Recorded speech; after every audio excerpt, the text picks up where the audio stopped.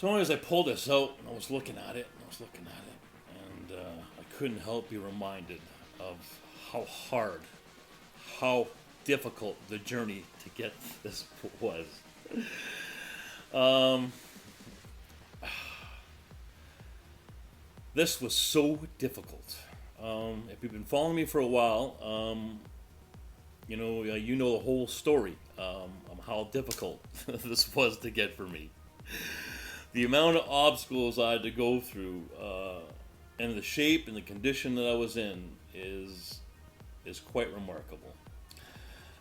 So when I looked at it, I was just, and brought me back, to that. And I'm like, fuck, man, if you could do this, you could do anything.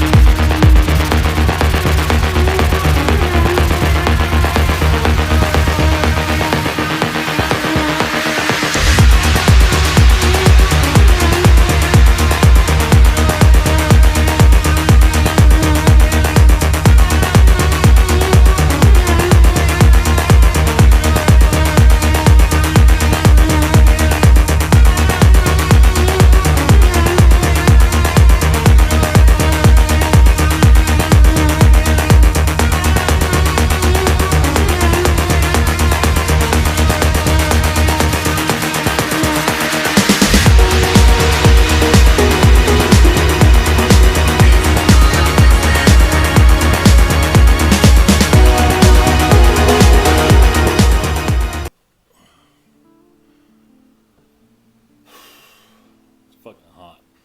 Hot as fuck today. Oh. Got a call on a Monday night. Don't come in, get the night off. I guess the guy's doing installs. Too hot to work, so not a lot to load on trucks tonight, so night off. So I don't have to do it myself. Already got my 2 workouts in. Guess we'll do a video. Might as well kill some time.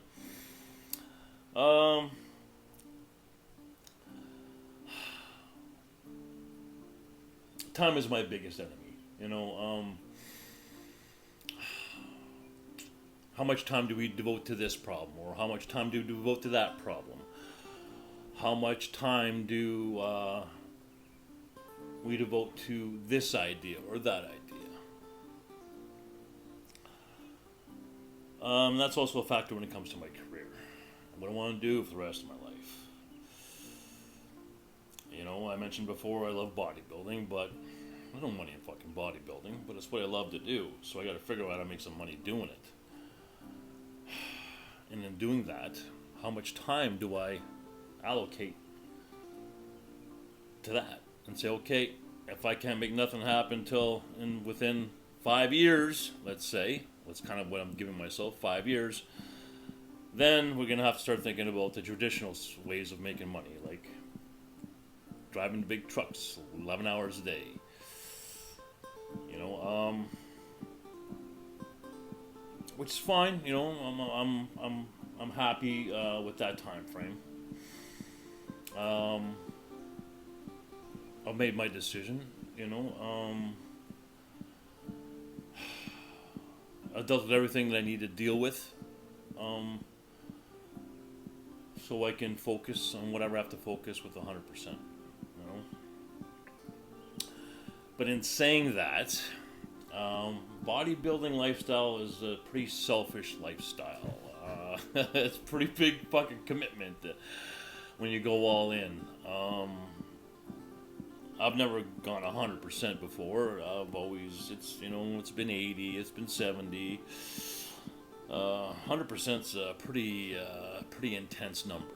If you know anything about the lifestyle, 100% means it's a tall order. It's not that I don't feel I'm capable of devoting 100% to that. That's what I'm afraid of. It's finding the motivation and focus. Finding the focus out of motivation. You know, we can hold on to a feeling to drive us. But that feeling goes away. It does, right? It's hard to hang on to that fire. Especially if you're bipolar because you have mood swings, right? As much as I'm on top of that, it's still challenging, especially in that. If I could stay manic all the time, that'd be great, right? But we don't want that. There's a time to go into manic, but because if you're always in a manic state, you're prone to lack of judgment. So, I need to be very objective during the next 5 years. Although like I could be manic and reach my fitness goals or bodybuilding goals within 5 years, but unfortunately, if I'm manic, I can miss some steps, some very important judgment steps that could cost me, right? That could cost me. So, back to my main concern, which is keeping that fire. Keeping that fire to stay on track with the meals, the workouts, and diligent. You need me to do you a favor. You need me. You want to talk on the phone. You need me to drive you to the hospital. You need this. You need that. Okay, I need 4 days notice. Can you do that? So I can adjust and prepare to take that time to help you, right? As opposed to as opposed to shutting everybody out, because that's an option too. But yeah, we don't want to do that. But it still involves a lot of tough decisions. There's going to be some decisions that come up that you're going to I have to put this first. I have to put this first. I have to put this first. And that can be hard to do if you don't have that fire and motivation in you, right? And you're not seeing the big picture real clear. It's blurry, you're moody, it just fades away. It's just you guys know what I'm talking about. So I've been wrestling with this problem for a little while. I'm how am I going to keep that fire going? I like seeing people accomplish things. I like seeing friends being successful.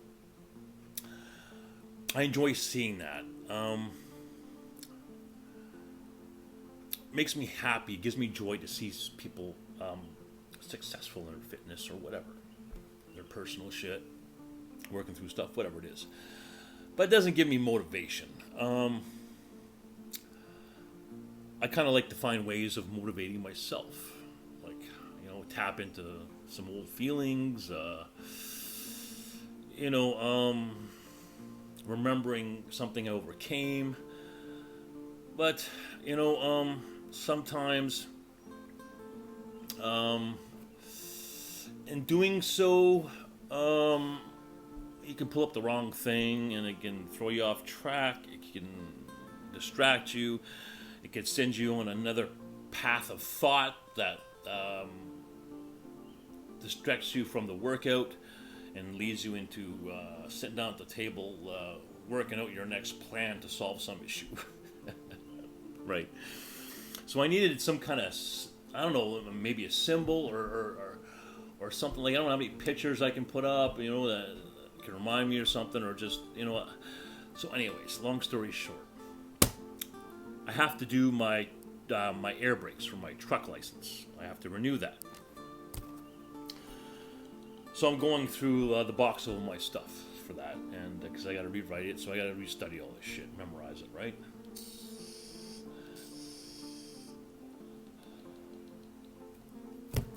Show you what I found in the box. Completely forgot I had. Okay. So I found this piece of paper in my. I don't know if it's going to be upside down on the camera here, but whatever. Basically, it's my certificate for the course that I took. So as I pulled this out, I was looking at it, and I couldn't help be reminded of how hard, how difficult the journey to get this was.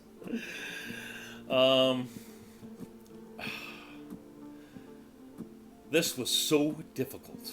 If you've been following me for a while, you know the whole story of how difficult this was to get for me. The amount of obstacles I had to go through and the shape and the condition that I was in is quite remarkable. So when I looked at it, I was just, and brought me back, to that. And I'm like, fuck, man, if you could do this, you could do anything. So I said, fuck it. I don't have pictures on the walls. I got my nieces, that's it. I don't have trophies. I don't have fucking nothing. I have some hats, I want to do a bunch of family pictures, but, with me, it's like all or nothing type thing. I want to do a whole thing one day instead of just one here, one thing at a time. So I said, why not put this on my fucking wall, right above my kitchen table?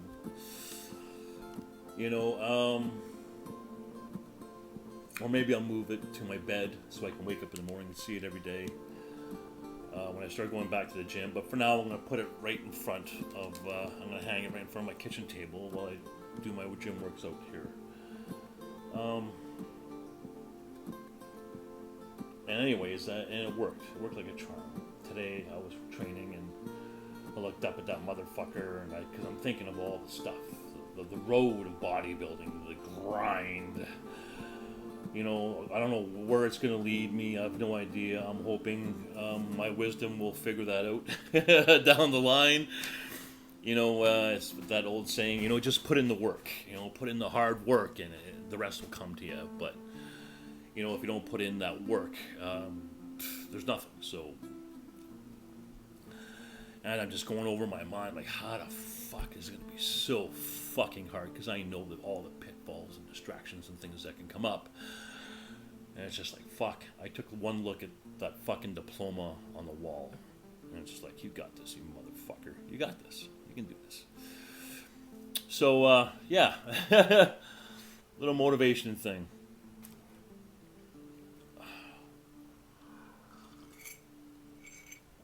If you guys didn't, if you're new watching my videos and you don't know the backstory on what I went through with that, let me share it with you guys. Oh, it was hell. Okay, so I'll go back as laying in the hospital bed, wondering what I was going to do when I get out, because I got no fucking job. At this time of my idea, I didn't know I had any money in the bank, so I thought I was completely broke. And I'm like, what am I going to do? But my biggest concern is, I don't give a fuck what I'm going to do. I just want to be happy. I don't want to be miserable like I was when I was cutting meat. I wanted to avoid that misery at all costs, right? And I remember thinking to myself, I know what I'll do. I'll work at McDonald's and Burger King. Oh yeah, but that's not a lot of money. But it's an easy fucking job, right? What if I do 8 hours in the morning at Burger King and then work the night shift at McDonald's? That's 16 hours. That'd be like making good money, right? 16 hours a day. And I just, I get my 8 hours sleep. I should be good to go. I can get to work at McDonald's. Burger King. That was my plan. That was my big idea. Seemed like my only option. And then my family came to visit me, and I got transferred to Barrie. My family came visit me, and then to my surprise, I had some money in the bank. So it opened, gave me a few more options. My sister wanted me to stay in Barrie with her, But one thing I learned about my mental illness at the time was I needed familiarity. The unknown, being in a place I don't recognize wasn't very healthy for me, especially at the time. So my main focus was getting back to Ottawa. That was my main focus. Let's just get to what we know. I didn't really want to go back, but I knew it was healthy for me to get back there.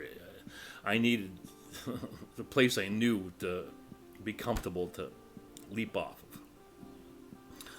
And so I bought a truck, leased a truck.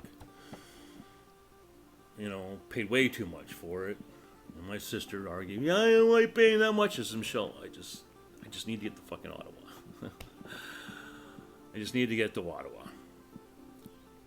Because the plan was, as soon as I got to Ottawa, I was going to get this license. And they have courses all the time. So you just book your appointment and bam, you're in, write your license, you're driving in a month. Seemed like a good fucking plan, right? I'm working by myself. I don't have to worry about other people.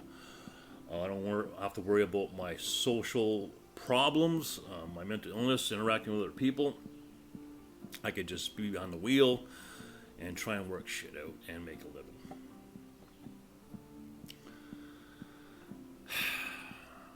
But I just got out of the hospital, so I could barely walk because both of my legs were shattered. But I had to work, right? I could walk, but and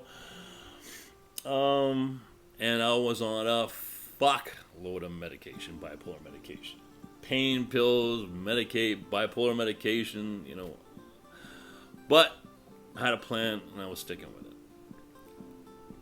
Seemed to be going okay. Got to Ottawa. Middle of the month, so I couldn't get a place right away. I got a place, but I couldn't move in at the end of the month.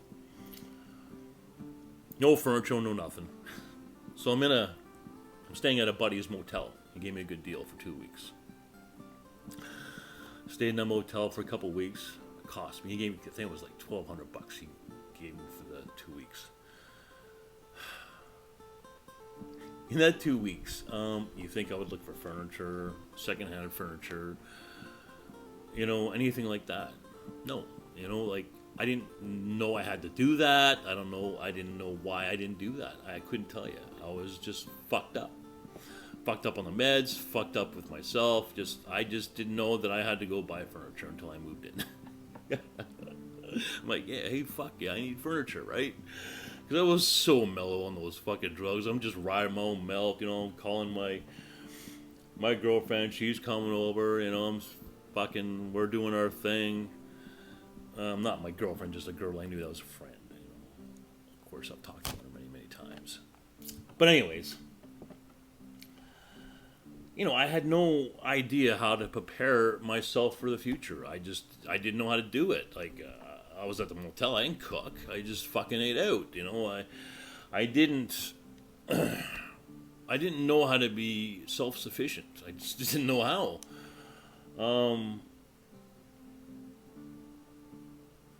It's not that I couldn't do it. I just, for some reason, I didn't. It wasn't out of laziness. It was just like, I couldn't. I don't know what to tell you. Let me go on with the story. So I finally go and move into the apartment, and I'm like, I got no fucking furniture. So I called up a buddy of mine, and I said, hey man, got any furniture? He says, I have a bed if you want it. Okay, yeah, great, perfect. I'll take the bed. But that's where I stopped. I didn't buy sheets, fucking. No, I did buy. I went to Walmart and bought a comforter and sheets. Yes, I did. Yeah, yes, I did. But that's it. I didn't get a table, fucking dishes. I go to take a shower. I'm like, oh yeah, I need a shower curtain. I had to go to the fucking dollar store and find shower rings. I'm walking all over this fucking mall. Dollar store's down these stairs in the mall. And I'm like, I can barely walk, guys. I'm fucking dying here. It's such a chore to go anywhere. It was so painful. It just seemed like one after another. I need all this fucking shit, and it was overload. I couldn't process everything. It was too much. At the same time, I'm facing a dangerous driving charge that I have to be in Thunder Bay for a court appearance. Yeah, completely forgot about that. Not even worrying about getting a lawyer. Just trying to figure out how to fucking cook with no dishes. That was my big concern.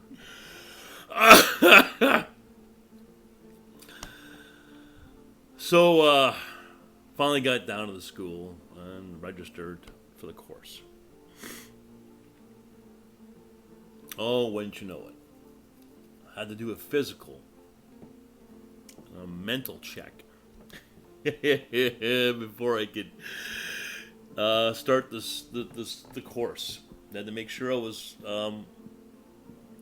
healthy to drive, safe to drive. I got to Ottawa early June. I figured I'd be on the road driving by end of July, because it was a 6-week course, I believe. I didn't get to school till November. The bullshit and bureaucracy with the paperwork with me passing for bipolar, and because my legs were all crushed, so they didn't think I could drive a truck with the clutch, and papers got lost, and fucking, it was a fucking nightmare. So now I'm starting to run out of money. I was in bad shape. Really fucking bad shape.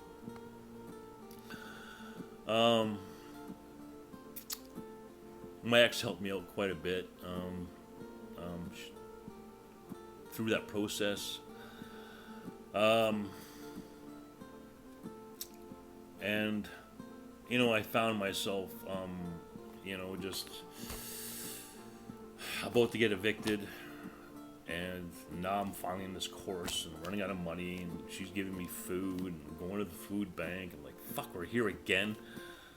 Jesus fucking Christ. It was just, it was always this cycle of, before I know it, I'm fucking looking for a place, I'm fucking running out of food, and I got no money. It was like, I couldn't tell you how many times this cycle repeated itself with me.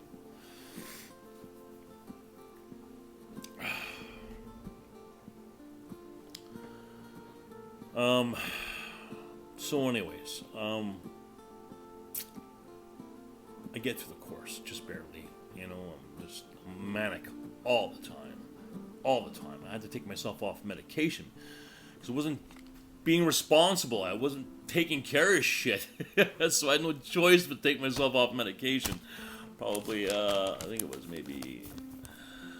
was before August, it was before I went to Thunder Bay for my first court appearance, because I'm thinking, holy fuck, that's right, I gotta get a lawyer. Like, I'm like, what the fuck was I thinking? Like, I need to be on top of this shit. But the medication was preventing me from taking any responsibility and direction in my life. I don't know what to fucking do, So I finally got through the course, and it was time to take my written test at the DMV, and also my road test.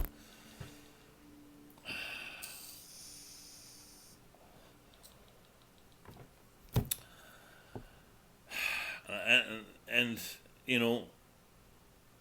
before those tests, the final tests at the DMV, or motor transportation, whatever, I had to study like I had to, because the course is really fast. I think it's designed that way just so people can fail, so they have to come back and pay more money. I think it's kind of set up like that, which is understandable. I get it. But, I'm at the height of manic, and, like, I haven't been to school in I don't know how long. Like, how do I memorize all this shit?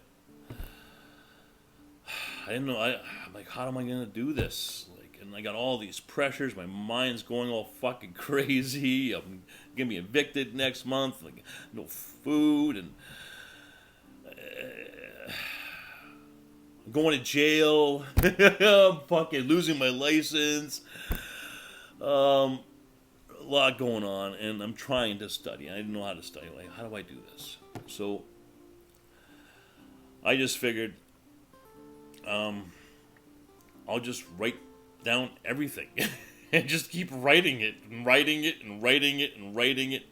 The same stuff, just keep writing it over and over and over. Like, I went through like a fucking 2 stacks of like lined paper like that, just like fucking just I don't know how many pages. I figured the best way to learn is to write.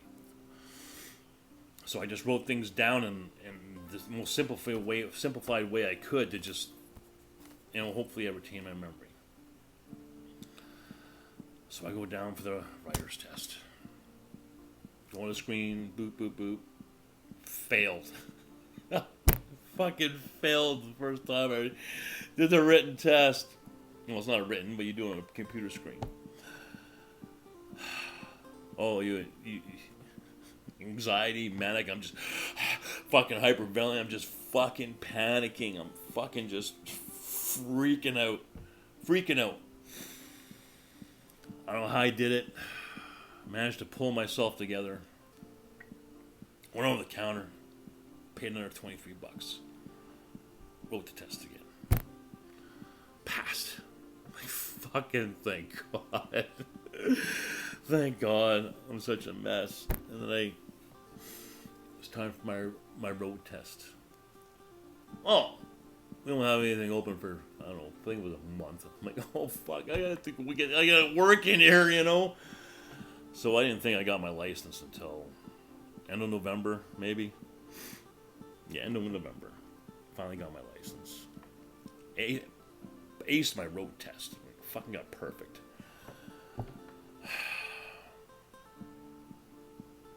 It was, you know, it's why, and I think back to all that, you know, and, you know, this piece of paper, you know, what I went through to get this fucking piece of paper, it was just the obstacles I overcame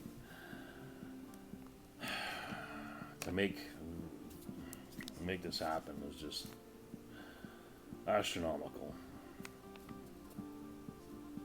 So it serves for pretty good motivation that, you know, if I put my mind to something and I'm passionate about it, and, you know, I'll achieve it. No matter how insurmountable, or I'll figure it out. You know, I'll figure it out. I have the capacity to figure this shit out, and the motivation to follow through. Yeah. I don't know. I sure hope it lasts, you know, seeing that there. And when I go to the gym, I should just hang this on the wall. Ask Alistair, hey Alistair, is it okay if I hang this on your wall? Alistair's the man who owns the gym I go to. Yeah, I should ask him, just in front of the bench press, and I get like sticky tape or something, or I don't know, maybe I'll hide it in the washroom, or so maybe I'll put it in my gym bag. I don't know what I'll do, but that's if it even works by then. I don't know.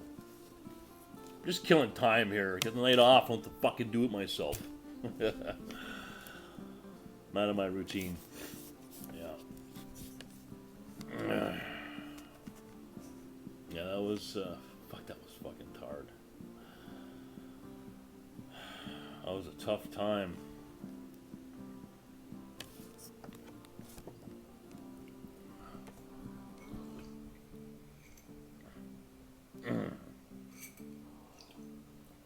A little story for you.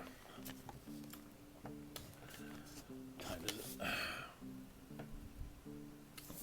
Time to eat. I'm gonna watch Da Vinci Code, I think. I started that on the weekend. I guess I'll finish it tonight. Okay, hope you enjoyed the story. Until I see you guys again, take care of yourselves, take care of each other.